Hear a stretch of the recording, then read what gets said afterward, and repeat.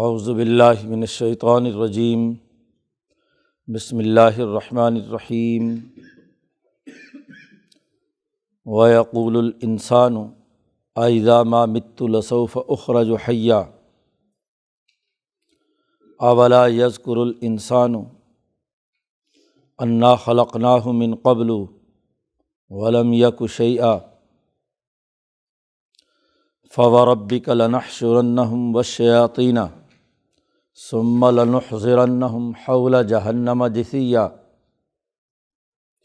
ثُمَّ لَنَنزِعَنَّ مِن كُلِّ شِيعَةٍ أَيُّهُمْ أَشَدُّ عَلَى الرَّحْمَنِ عِتِيًّا ثُمَّ لَنَحْنُ أَعْلَمُ بِالَّذِينَ هُمْ أَوْلَىٰ بِهَا صِلِيًّا وَإِن مِّنكُمْ إِلَّا وَارِدُهَا كَانَ عَلَىٰ رَبِّكَ حَتْمًا مَّقْضِيًّا ثُمَّ نُنَجِّي الَّذِينَ اتَّقَوْا وَنَذَرُ الظَّالِمِينَ فِيهَا جِثِيًّا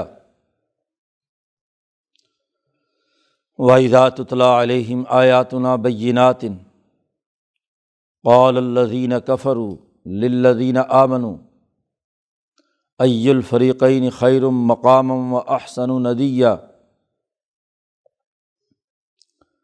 وَكَمْ أَهْلَكْنَا قَبْلَهُم مِّن قَرْنٍ ہم احسن اثاثا ورئیا قل من کان فی الضلالۃ فلیمدد لہ الرحمن مدا حتی اذا رأوا ما یوعدون اما العذاب واما الساعة فسیعلمون من هو شر مکانا واضعف جندا ویزید اللہ الذین اہتدوا ہدی والباقیات الصالحات خیر عند ربک ثوابا وخیر مردا افرأیت الذی کفر بآیاتنا وقال لأوتین مالا وولدا اطلع الغیب ام اتخذ عند الرحمن عہدا کلا سنکتب ما یقول ونمد له من العذاب مدا وَنَرِثُهُ مَا يَقُولُ وَيَأْتِينَا فَرْدًا وَاتَّخَذُوا مِن دُونِ اللَّهِ آلِهَةً لِيَكُونُوا لَهُمْ عِزًّا كَلَّا سَيَكْفُرُونَ بِعِبَادَتِهِمْ وَيَكُونُونَ عَلَيْهِمْ ضِدًّا صدق اللہ العظیم۔ یہ سورۃ مریم کا رکوع ہے۔ پچھلے رکوع میں بات واضح کی گئی تھی کہ جو انبیاء علیہم السلام کے نااہل وارثین دین ضائع کرنے اور انسانی حقوق توڑنے میں خواہشات کے پیروکار ہوتے ہیں، ان کے لیے جہنم کا ٹھکانہ ہے، غیہ ہے، فسوف یلقون غیہ، اور جو مومنین ہیں ان کے لیے جنت کا اعلان کیا گیا تھا۔ یہاں انسان کے اسی حوالے سے ایک اور رویے کا تذکرہ ہے کہ وہ مرنے کے بعد اٹھنے کے حوالے سے غلط تصورات کا شکار ہے۔ یہ انسان زندگی کو اس دنیا تک محدود سمجھتا ہے، حالانکہ زندگی کا تسلسل موت کے بعد اگلے مراحل میں بھی ہے، اور جو یہ غلط کام کرے گا اس کے لیے جہنم کی سخت سزا ہے۔ قرآن حکیم کہتا ہے وَيَقُولُ الْإِنسَانُ، یہ انسان کہتا ہے کہ أَإِذَا مَا مِتُّ، کیا جب میں مر جاؤں گا تو لَسَوْفَ أُخْرَجُ حَيًّا، دوبارہ زندہ ہو کر نکالا جاؤں گا۔ دوبارہ زندگی پر سوالات اٹھاتا ہے کہ ایسے کیسے ممکن ہے؟ آج تک بڑے آباء و اجداد ہمارے مرے ہیں، کوئی زندہ ہو کر دوبارہ نہیں آیا۔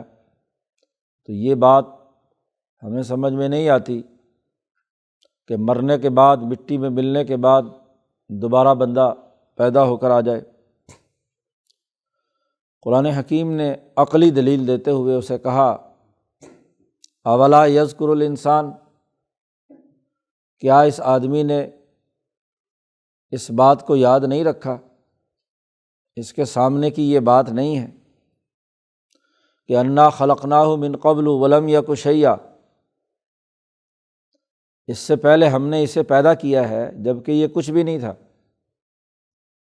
اس کی تاریخ پیدائش سے پہلے اس دنیا میں اس کا کوئی وجود نہیں تھا، ہم نے اسے پیدا کیا ہے۔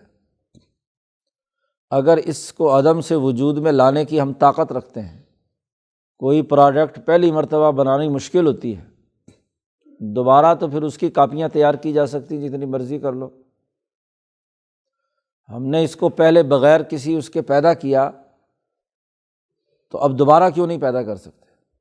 جس طاقتور ذات نے اسے انسان کو پیدا کیا ہے وہ دوبارہ بھی پیدا کر سکتا ہے۔ اس وقت تو پھر بھی اس کی ہڈیوں اور اس کے گوشت کا کوئی حصہ جو اس کے ساتھ شناخت رکھتا ہے وہ موجود ہے، اس کی موجودگی میں کیسے ہو سکتا ہے کہ یہ دوبارہ نہ پیدا کیا جا سکے؟ اس لیے یہ سوال اٹھانا ہی اس کا غلط ہے،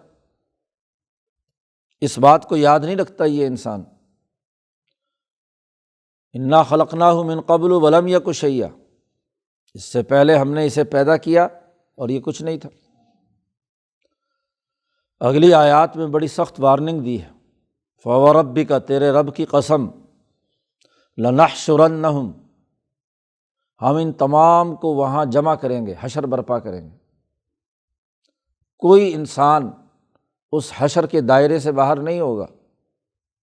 لام بھی تاکید کا ہے اور نحشرنہم یہ بھی تاکید کا نون ثقیلہ ہے، ضرور بالضرور ہم ان تمام انسانوں کو جمع کریں گے حشر کے میدان میں، انہیں بھی جمع کریں گے اور والشیاطین، اور ان کے شیطانوں کو بھی جمع کریں گے۔ ہر انسان کے اوپر ایک شیطان مسلط ہے جو اس کی روح حیوانی کو خراب اور گمراہ کرتا ہے۔ مولانا سندھی رحمۃ اللہ علیہ نے بڑی اچھی تشریح کی ہے کہ انسان کی روح حیوانی وہ حیوانات کے ساتھ مشابہت رکھتی ہے، حیوانات اور نظر نہ آنے والی مخلوق کے ساتھ، جنات کے ساتھ۔ ابلیس اور شیاطین جنات میں سے ہیں، تو یہ حیوانی خصوصیات کے حامل ہیں، یہ انسان کی روح حیوانی پر وسوسہ ڈالتے ہیں، روح حیوانی کے ساتھ وابستہ ہوتے ہیں۔ وہ جانور جو انسان کے لیے مفید ہیں وہ بھی روح حیوانی کو طاقتور بناتے ہیں۔ انسان گوشت کھاتا ہے تو اس کی روح حیوانی مضبوط ہوتی ہے، پاکیزہ جانوروں کا کھاتا ہے تو پاکیزہ روح حیوانی پیدا ہوتی ہے۔ اس لیے شریعت نے مقرر کر دیا کہ یہ جانور ہیں جن کا گوشت کھانا حلال ہے، کیونکہ وہ اس کی روح حیوانی میں کوئی بڑا بگاڑ پیدا نہیں کرتی بلکہ روح حیوانی کو طاقتور بناتی ہے، مفید ہے۔ اور وہ تمام جانور جو انسان کی روح حیوانی کو نقصان پہنچانے کا باعث بنتے ہیں، کھا بھی لے اور جسم میں چلا بھی جائے تو وہ ضرور کوئی نہ کوئی فساد پیدا کرے گا، خنزیر ہو یا کوئی اور مردار۔ ان تمام کی پابندی اسی لیے لگائی گئی کہ یہ روح حیوانی کی بنیادی وصف سے متصادم ہے، لیکن حیوانیت میں ڈھل جاتا ہے، روٹین بہت زیادہ ہوتی ہے، اس لیے خنزیر کھانے والے اس کے وجہ جواز بھی یہی پیش کرتے ہیں۔ شراب بھی روح حیوانی کے اندر تحلیل ہوتی ہے، لیکن روح حیوانی میں فساد پیدا کرتی ہے۔ شیطان ابلیس یا اس کی ذریت یہ بھی اسی حیوانی راستے سے روح حیوانی پر اثر انداز ہوتی ہے۔ روح حقیقی اور روح ملکوتی پر شیطان اثر انداز نہیں ہو سکتا، نہ ہی کوئی حیوان اثر انداز ہوتا ہے۔ وہ تو اس دنیا کی تمام غذاؤں اور تمام چیزوں سے بہت بالا تر ہے، وہ تو نقطہ نورانی ہے، اس تک اس کے اثرات نہیں پہنچتے، وہ اسی روح حیوانی کے اندر ہی سب کچھ کھیل کھیلا جاتا ہے۔ یہ میدان ہے۔ اب روح ملکی کھیل کھیلے یا روح حیوانی میں موجود اس کی حیوانیت، جس کو شیطان یا ابلیس اس کے اندر داخل ہو کر اس پر اثر انداز ہوتا ہے۔ حضور نے فرمایا کہ ہر انسان کے خون میں شیطان دوڑتا ہے، ان الشیطان یجری الانسان مجری الدم، خون کی جگہ دوڑتا ہے، تو وہ پورے وجود کے اندر اپنے وسوسے ڈالتا ہے، لیکن روح ملکوتی طاقتور ہوتی ہے جو اسے مضبوط بنا لے، اور روح حیوانی کے اس حصے پر جس پر روح حقیقی مسلط اس کو طاقتور بنائے، تو یہ شیطان تابع رہتا ہے، اس کی نہیں چلتی۔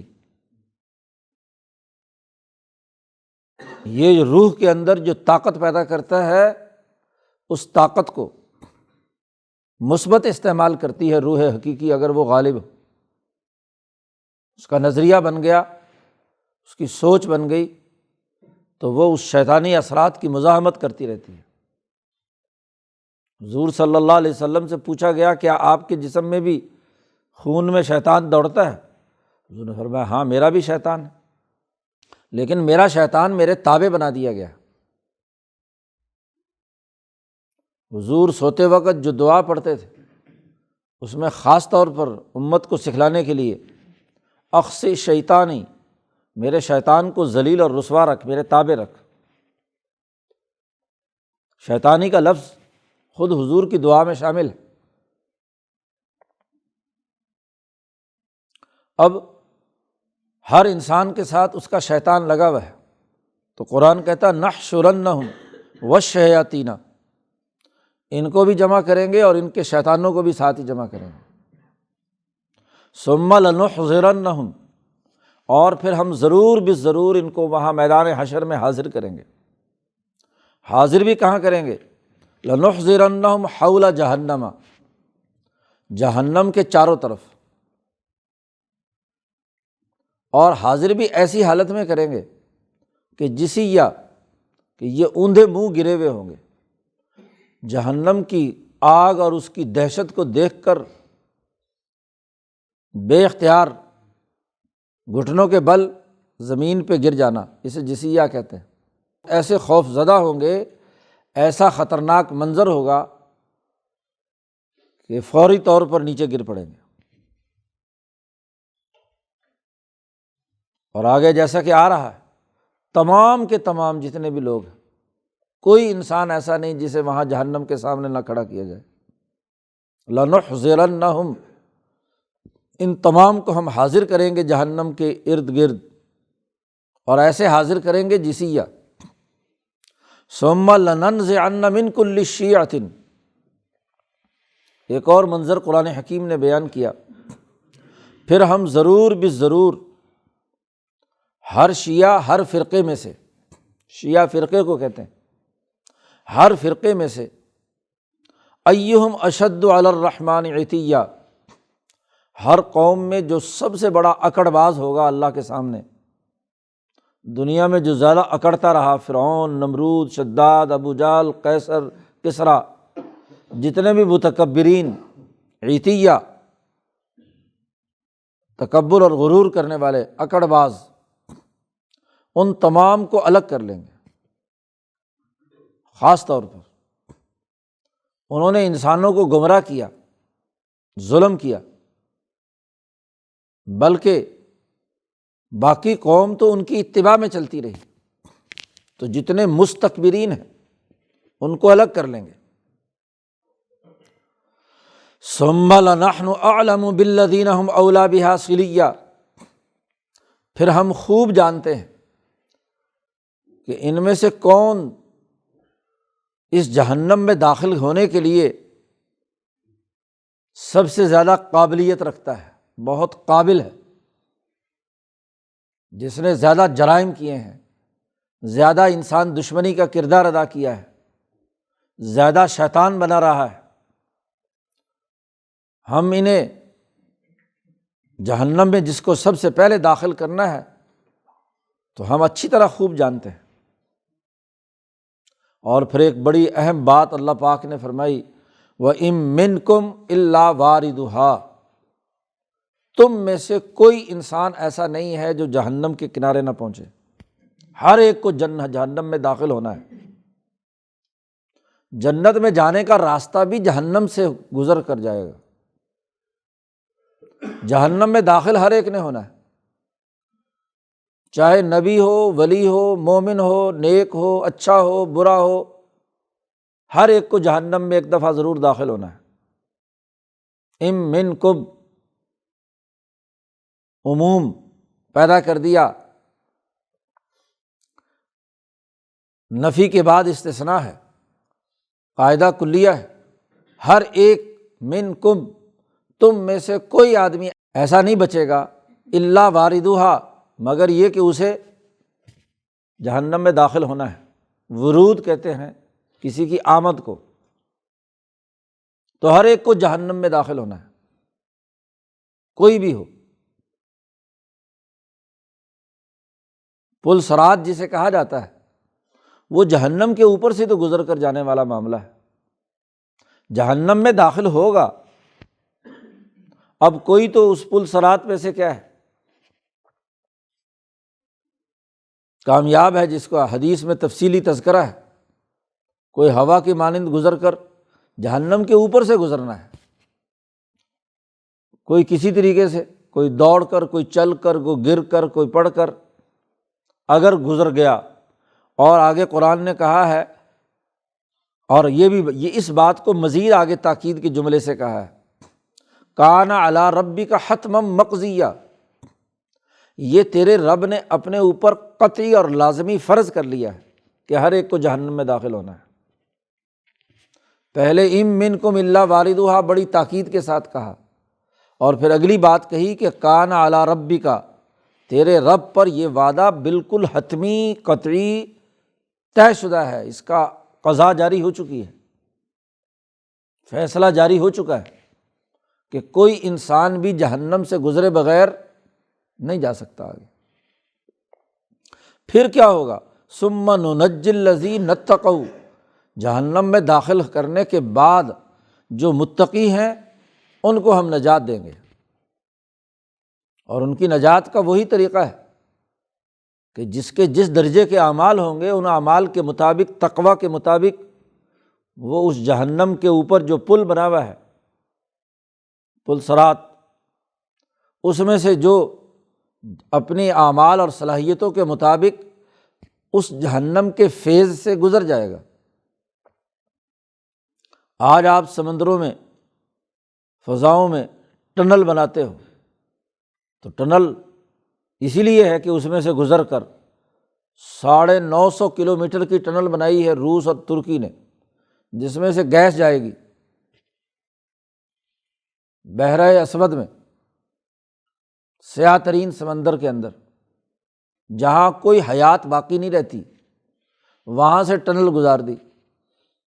دنیا کا جہنم ہے بحیرہ اسود، کوئی چیز بھی ڈالو تو تحلیل ہو کر اس کے جو ایسڈ وغیرہ وہاں تیزابی مادے موجود ہیں، وہ ہر چیز کو تحلیل کر کے ختم کر دیتی ہے۔ اب ایسے میٹیریل کا آپ نے ٹنل بنائی کہ جو اس کے اندر تحلیل نہیں ہوتا اور اس میں سے گیس گزر رہی۔ تو جہنم میں سے گزرنا ہے، اس فیز میں سے گزرنا ہے ہر آدمی کو۔ یہ اللہ نے اپنے اوپر حتمی اور قطعی وعدہ اور لازم کر لیا ہے۔ ثم ننجی الذین اتقوا، پھر جو متقی لوگ ہیں ان کو ہم نجات دیں گے، اور وَنَذَرُ الظَّالِمِينَ فِيهَا جِثِيًّا، اور ظالموں کو اسی میں گھٹنوں کے بل پڑے ہوئے چھوڑ دیں گے، وہ وہیں کے وہیں رہیں گے۔ اسی لیے اس پل صراط پر سے جس کو جہنم میں پکڑنا ہوگا، جہنم نے وہ خود بخود لپک کر کھینچ لے گی، آ جا بھائی، تو کدھر جا رہا ہے۔ جو ظالمین ہیں ان کو ہم جہنم میں ہی پڑا ہوا چھوڑ دیں گے۔ تو پورا منظرنامہ بیان کر کے کہا کہ یہ انسان یہ سمجھتا ہے کہ مرنے کے بعد اٹھنا نہیں ہے، یہاں تو اٹھنا بھی ہے، حشر بھی ہونا ہے، اور جہنم میں جانا بھی ہے، اور ان تمام باتوں کو بڑی تاکید کے ساتھ، لام بھی تاکید کا ہے، نون ثقیلہ بھی تاکید کا ہے، پورا جملہ بھی تاکید کا ہے۔ ہر طرح کی ممکنہ جو تاکید ہو سکتی ہے وہ قرآن نے یہاں بیان کی ہے۔ اس دنیا کا حال یہ ہے کہ اس طرح کی آیات جب ان لوگوں کو پڑھ کر سنائی جاتی ہیں، وَإِذَا تُتْلَىٰ عَلَيْهِمْ آيَاتُنَا بَيِّنَاتٍ، واضح دلائل اور بین دلائل کے ساتھ واضح طور پر یہ آیات ان کو جب پڑھ کر سنائی جاتی ہیں، اس انسان کا حال یہ ہے تو قَالَ الَّذِينَ كَفَرُوا لِلَّذِينَ آمَنُوا، یہ کافر لوگ مومنین سے کہتے ہیں أَيُّ الْفَرِيقَيْنِ خَيْرٌ مَقَامًا وَأَحْسَنُ نَدِيًّا، دنیا میں بتلاؤ کہ تم غریب غربے لوگ، مکہ میں جو لوگ غریب مسلمان ہوئے، اور ایک ہماری مجلس، ہماری پارلیمنٹ، ہمارا مقام، ہمارے گھر، ہماری کوٹھیاں، ہمارے بنگلے، اس دنیا میں سب سے اچھے کس کے ہیں؟ تمہارے، تم جھوپڑیوں میں رہتے ہو، تنگ و تاریک مکان میں رہتے ہو، اور ہم بڑے بڑے کوٹھیوں اور دالانوں میں رہتے ہیں۔ ہماری بہت اچھی مجلس، ندیہ مجلس پارلیمنٹ بڑی خوبصورت ہے، وہاں خوب ممبران پارلیمنٹ انجوائے کرتے ہیں۔ تو دیکھو مجلس ہماری اچھی، گھر اور مقامات ہمارے اچھے، اور تم خواب دیکھتے ہو کہ آخرت میں جنت تمہاری اور جہنم ہماری۔ بھلا کوئی عقل کی بات ہے؟ قرآن کی ان آیات کا مذاق اڑاتے ہوئے توہین امیز انداز میں یہ کافر مسلمانوں سے کہتے ہیں، دو فریق ہو گئے، ہم میں سے کون سا فریق ہے جو یہاں اچھے حالت میں ہے، اور جو یہاں اچھی حالت میں ہے وہ وہاں بھی اچھی حالت میں ہوگا۔ تم کیسے دعویٰ کرتے ہو کہ ہمارے لیے وہاں جہنم ہے؟ قرآن ان کے جواب میں مکہ کے اندر ایسے ہی سرداروں نے غریب مسلمانوں سے یہ جملہ کہا، قرآن نے اسے نقل کر کے کہا کم اہلکنا قبلہم من قرن، ان سے پہلے کتنی قومیں ہم نے تباہ و برباد کی ہیں، ہم احسن اثاثا ورئیا، ان کے اثاثے اور ان کا مال و دولت ان سے بھی زیادہ خوبصورت تھا، اور رئیا نمود و نمائش اور دکھاوے میں، چمک دمک میں وہ ان سے زیادہ حالت رکھتے تھے، اور ہم نے ان بستیوں کو تباہ و برباد کر دیا۔ آج ان کے نام و نشان ہے، تم جاتے ہو قوم عاد کے کھنڈرات پہ سے گزر کر مدائن صالح پر سے گزرتے ہو، وہاں کھنڈرات موجود ہیں، ایسے مکان مکہ میں ہیں جیسے مدائن صالح میں انہوں نے پہاڑ تراش کر کے بنائے ہیں۔ آج بھی وہی نشان عبرت موجود کہ پہاڑوں کو کھود کر کیسے انہوں نے بہترین مضبوط مکان بنائے تھے۔ کہاں ہیں ان میں بسنے والے؟ تم مکے والوں کے تو ایسے مکان نہیں ہیں، تم سے زیادہ اچھے اثاثے کے حامل تھے، تم سے اچھی نمود و نمائش رکھتے تھے، لمبے تڑنگے تھے، قدآور تھے، بہادر تھے، لیکن جب اپنے اپنے انبیاء کا انہوں نے انکار کیا اور مذاق اڑایا، آج کہاں ہیں؟ قل، اے محمد صلی اللہ علیہ وسلم کہہ دیجئے، من کان فی الضلالۃ، جو آدمی گمراہی میں مبتلا ہو جائے، اس میں بھٹکتا پھرے، ایک دفعہ اس نے غلط فیصلہ کر کے گمراہی کو قبول کرنے کا اعلان کر دیا ہو تو فَلْيَمْدُدْ لَهُ الرَّحْمَٰنُ مَدًّا، الرحمن اللہ تبارک و تعالیٰ اس کو لمبا کھینچنے کا موقع دیتا ہے، رسی ڈھیلی چھوڑ دیتا ہے، خوب کر عیاشی۔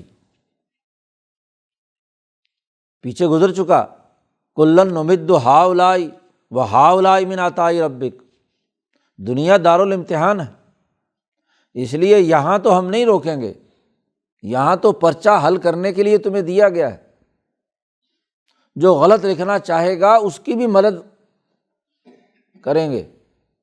ممتحن ہر اس طالب علم کی مدد کرتا ہے جو امتحان گاہ میں آ گیا، چاہے پرچہ بالکل ہی غلط لکھ رہا ہو، وہ نہیں روک سکتا کہ تم کیوں لکھ رہے ہو، لکھو۔ غلط لکھنے کے لیے مزید کاغذ مانگے گا، کاغذ دے گا، قلم مانگے گا، قلم دے گا، پانی مانگے گا، پانی دے گا، ہر طرح کی مدد پہنچائے گا۔ تو ایسے ہی جنہوں نے گمراہی کا فیصلہ کر لیا ہے ہم ان کی بھی مدد کریں گے، ٹھیک ہے کرو، رسی ڈھیلی چھوڑ دیں گے۔ لیکن یہ دیکھ لو کہ جب رزلٹ آئے گا، حتیٰ اذا رأوا ما یوعدون، جب وہ دیکھیں گے جس کا ان سے وعدہ ہوا تھا، اما العذاب و اما الساعہ، دنیا میں عذاب یا آخرت کی قیامت کی گھڑی۔ دنیا میں عذاب غزوہ بدر، انقلاب، دنیا میں سزا، اور یا قیامت میں تو بہرحال یہ سب کچھ معاملہ ہونا ہے۔ فَسَيَعْلَمُونَ، اس وقت عنقریب جان لیں گے کہ من ہوا شر مکانم واضعف جندا۔ انہوں نے دو جملے کہے تھے کہ ای الفریقین خیر مقاما، قرآن نے کہا وہاں جان لیں گے من ہوا شر مکانا، کہ کس کا مکان، کس کا مقام بدترین ہے، کون بدترین گھر میں داخل ہوا ہے۔ اور وہاں انہوں نے کہا تھا احسن ندیہ، ہمارا دار الندوہ، ہماری فوج، ہماری پارلیمنٹ، ہماری بیوروکریسی بڑی طاقتور ہے۔ تو اللہ پاک کہتے ہیں وہاں جان لیں گے کہ اضعف جندا، کس کا لشکر کمزور ہے۔ جند لشکر کو، کس کا لشکر اور فوج کمزور ہے۔ جس فوج پر آج تم اترا رہے ہو، جس تکبر اور غرور کی حالت میں ہو، یہ تو تمہیں کبھی وہاں ایک پانی بھی نہیں پلا سکے گی، تمہارے کسی کام نہیں آئے گی۔ ان کو تو ہر ایک کو اپنی اپنی فکر پڑی ہوگی، چاہے جائے کہ وہ تمہاری طاقت بنے۔ اضعف جندہ، کس کی فوج کمزور ہے اور کس کا مکان بدترین ہے۔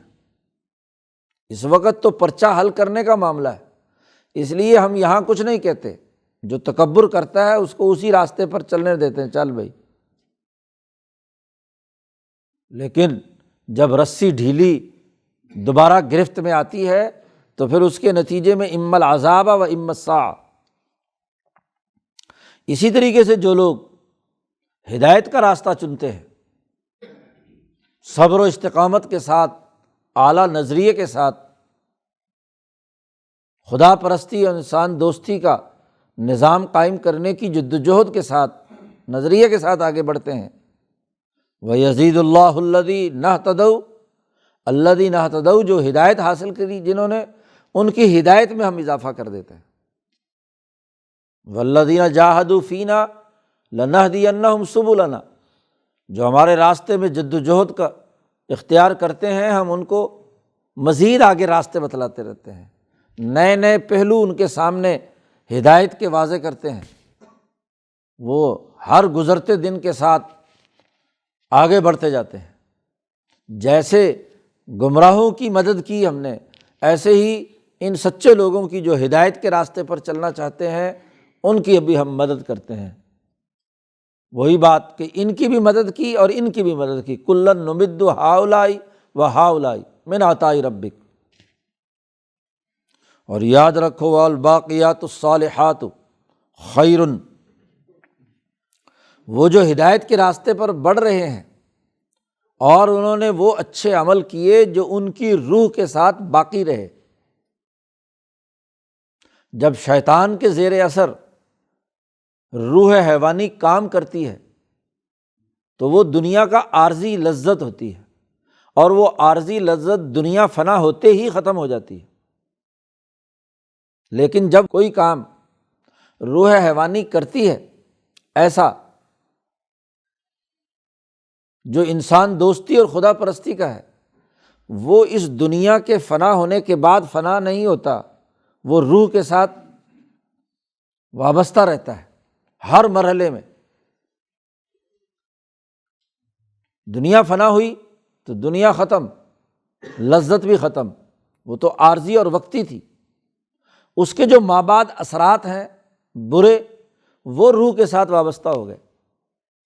لیکن اچھے عمل کیے تو وہ باقیات الصالحات، تو جو اچھی باقی چیزیں اس روح کے اندر موجود ہیں تو اس کے نتیجے میں خیر عند ربک ثوابا، تیرے رب کے ہاں اس کا بہت اچھا بدلہ ہے، اور وہ خیر مردا، اور بہتر ہے لٹائے جانے کی وہ جگہ۔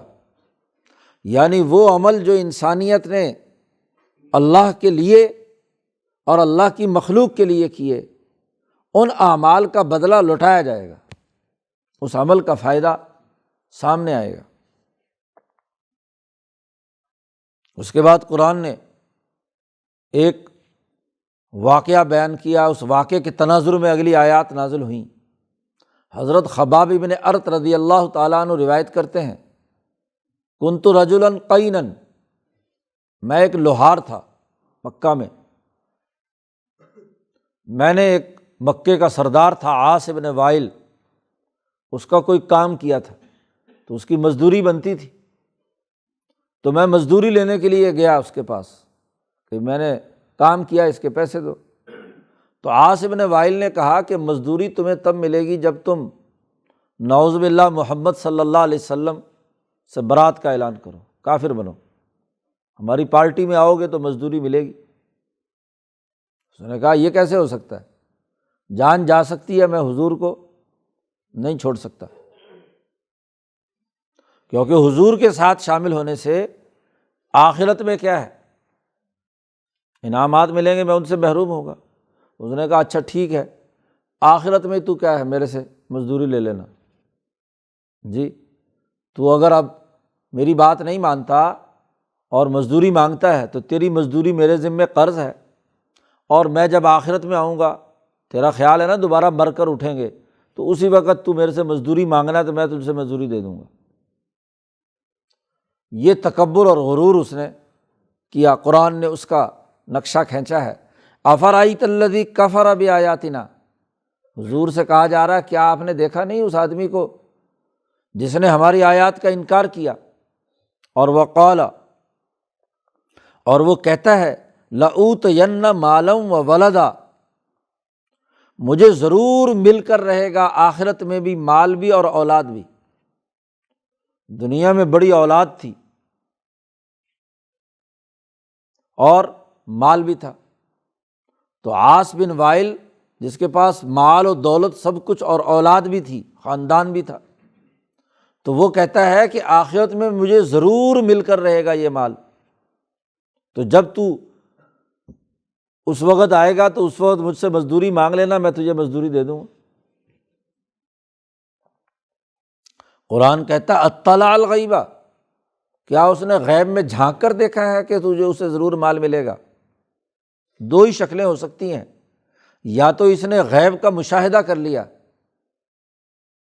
اور ام اتخذ عند الرحمن عہدا، یا رحمان اللہ تبارک و تعالیٰ سے اس نے کوئی معاہدہ کیا ہے کہ مرنے کے بعد مجھے مال ملے گا۔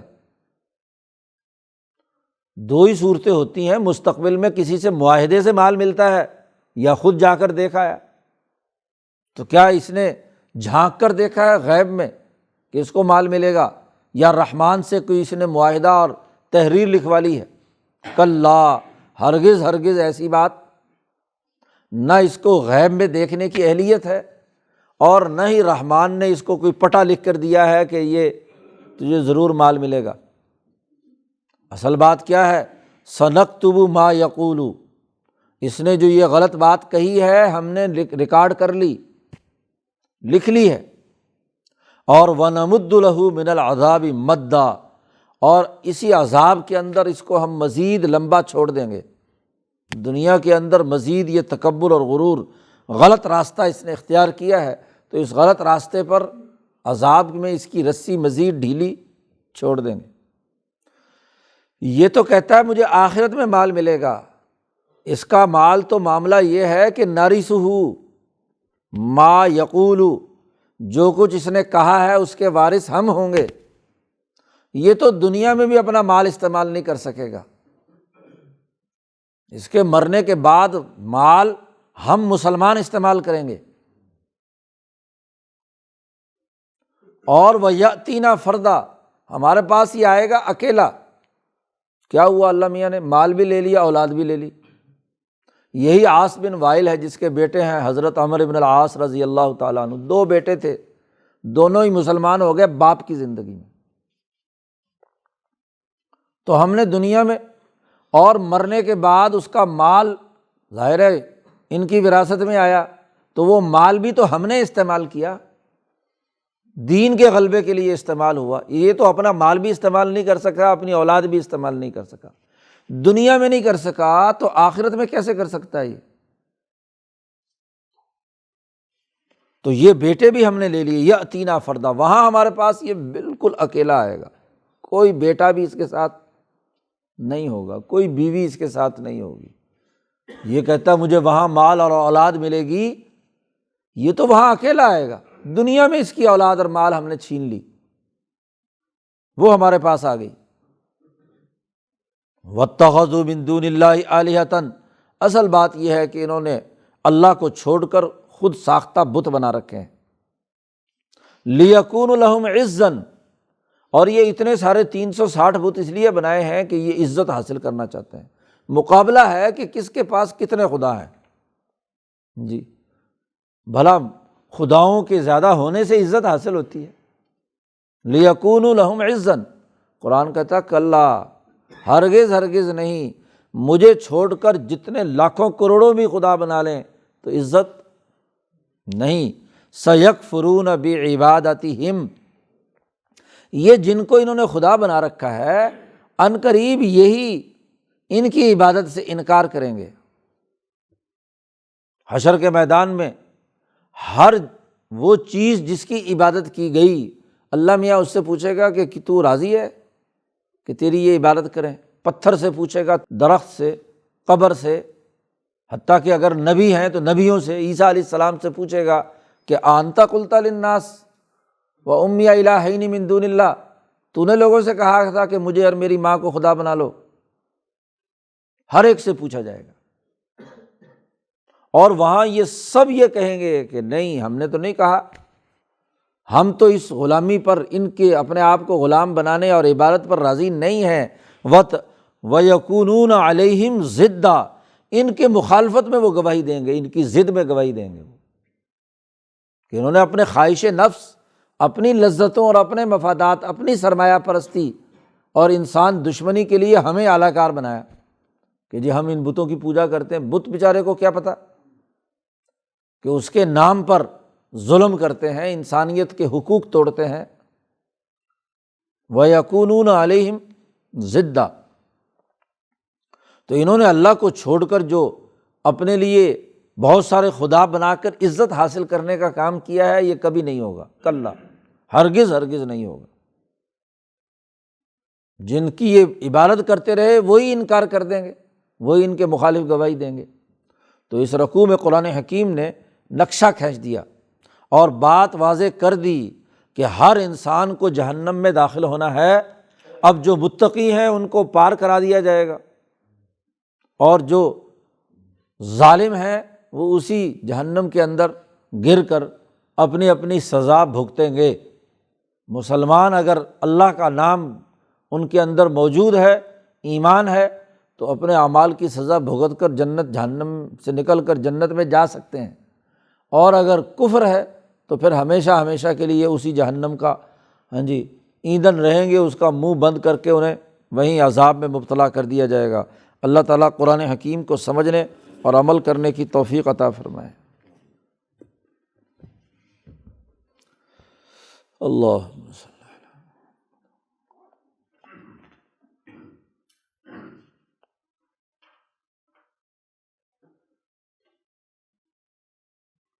علیہ وسلم۔